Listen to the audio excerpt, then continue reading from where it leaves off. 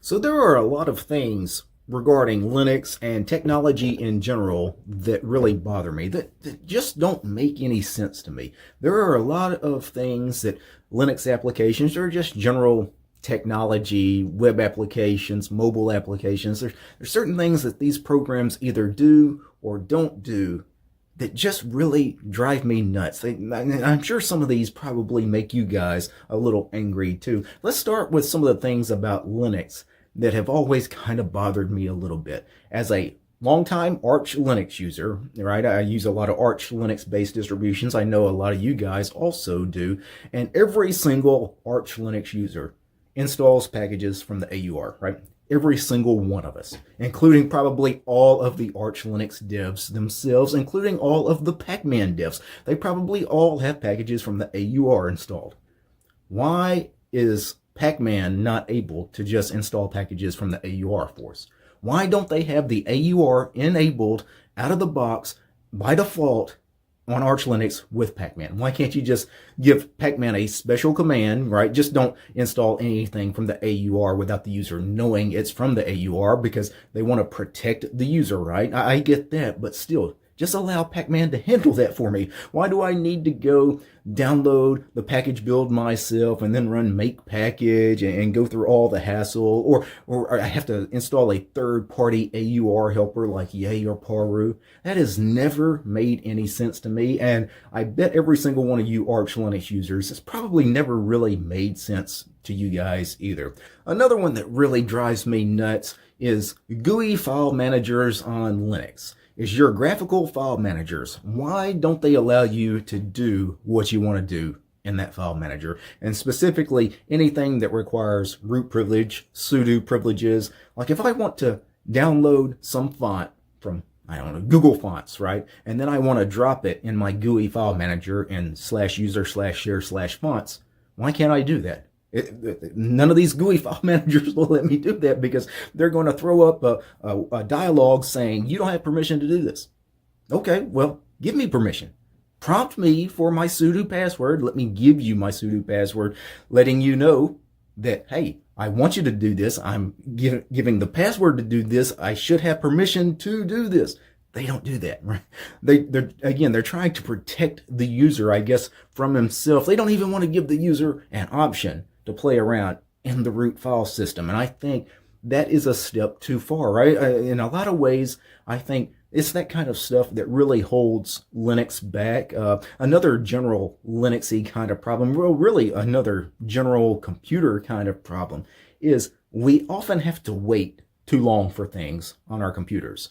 One of the things that really drives me crazy on Linux systems, those Linux systems especially that have systemd as an init system, sometimes when you're booting or restarting, whatever it happens to be, the start jobs or the stop jobs for systemd, sometimes you have to wait, right? Sometimes you have to wait 20 seconds, 30 seconds, 90 seconds sometimes for these start jobs or stop jobs because they're waiting on some other service to start or stop before they proceed to the next thing. Then it just takes way too long to boot up a computer or sometimes to shut down a computer while you're waiting for these start and stop jobs.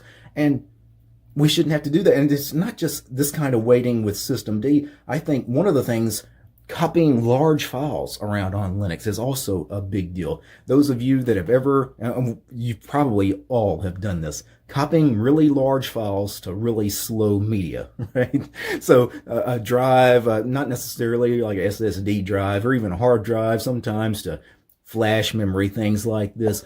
Sometimes it will take forever and a day for these large files to copy. And while they're copying, your computer can't do anything. Kind of like the systemd thing with the stop jobs and start jobs. You can't do anything with that computer until that finishes. Same thing with copying these large files. Your CPU is absolutely maxed and you can't do anything. All you can do is wait, the next 5, 10, 15 minutes, however long it takes for that copy job to finally finish before you can actually do anything on that computer. And it's not just Linux related things that kind of drive me nuts. Obviously it drives me nuts because I use Linux on a daily basis, but just general tech related issues, online services, some of them drive me nuts. One of the things that really drives me nuts is search engines. You can either use a big search engine like Google, which gives you really good results, the reason it gives you good results is because it knows everything about you. It's spying on you, it's data mining you, it's treating you really badly, right? And because if you're a privacy respecting person like many of us are, you're going to use some of the privacy respecting search engines out there, things like DuckDuckGo and Brave Search and Cirx and Yahoo. There's dozens of these things out there, and you go and use these privacy respecting search engines, and the search results are terrible, right? They're just terrible. And it's one of these things you're almost forced to make a decision. I can either have my privacy or I can have relevant search results, but I can't have both. And I hate that. One of the other things online that really drives me nuts, obviously as a YouTube content creator and a consumer of YouTube content, how many times have you actually been on YouTube and you click on a video to listen to it and the audio is extremely low on a video because for whatever reason the content creator had a problem, I guess, in the recording, didn't have his audio levels, the gain on the mic's wrong, or whatever it happens to be. He didn't do any kind of post-production work on it to actually raise his really low audio. He just recorded really low audio and then uploaded it to YouTube. And now you're watching this extremely low audio YouTube video. So you have to turn up the speakers to 150%, right? To watch that one video. But then you go and watch the next video that did record at a normal audio level, and now your eardrums are all busted and bleeding because that is a really loud video. And it's one of those things, why can't YouTube get this right? I understand not everybody is good at making audio and video content, and people make mistakes with audio levels. But Google is a billion or trillion dollar company, really. And YouTube, of course, makes a lot of money. It's a big operation. They've got tons of servers. Why can't YouTube on the back end just go ahead and turn the gain up on these videos? Do some post-processing on a video. If it immediately recognizes, hey, the overall audio level on this video that you just uploaded is really low compared to what we typically get uploaded, would you like us to fix it for you? Like, I think YouTube should just do that. I know it requires a lot of computing power for YouTube to implement something like that, but they can afford it. And ultimately, I think it would be beneficial for their platform because it's something no one else does. I think everyone should do that. It's not just a YouTube thing. Every audio and video platform should do that.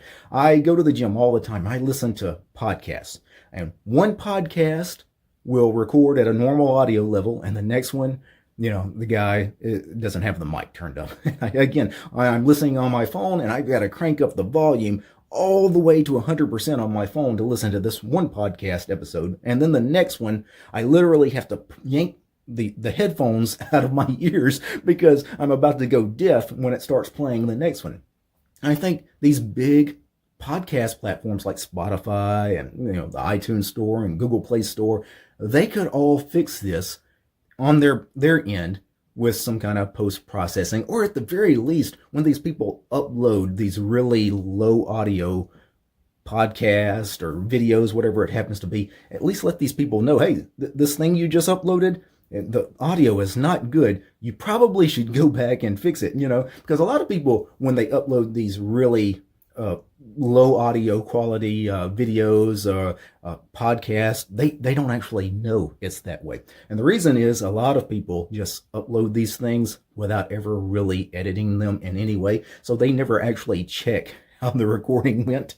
I know that's kind of crazy, but you see that a lot, especially on YouTube. I see plenty of people that it's obvious they recorded a video and didn't even play it back to see if it recorded right. Because sometimes people upload videos with no audio at all. And you wonder, how in the hell could that happen? Well, the reason that happened is they recorded it. They didn't realize they didn't have any audio, the mic wasn't on or whatever, and they just uploaded the video, right? And that's one of the things that you guys that record video content or just audio only content, always go back and actually listen to the whole thing. I don't care how long it is. If it's a 2-hour video, listen to the whole thing because you will be surprised. Sometimes things happen, right? The camera dies in the middle of the recording, the microphone dies, whatever device you're using to record the audio dies. But I've ranted enough. What do you guys think about some of these little rants that I just went on about these various issues with Linux and other web-based platforms and things like that we all have to deal with on a almost daily basis sometimes? And these things that really just shouldn't be an issue in our lives, but for some reason they are. And these are things I think should have been fixed years ago in some cases. And I don't know, share your thoughts in the comments down below, not just on the things that I just complained about that shouldn't exist. What about some of the things that you deal with in Linux, other operating systems, on the web services, on mobile? What are some of the things that you deal with that you just really shouldn't have to? Anyway, peace, guys.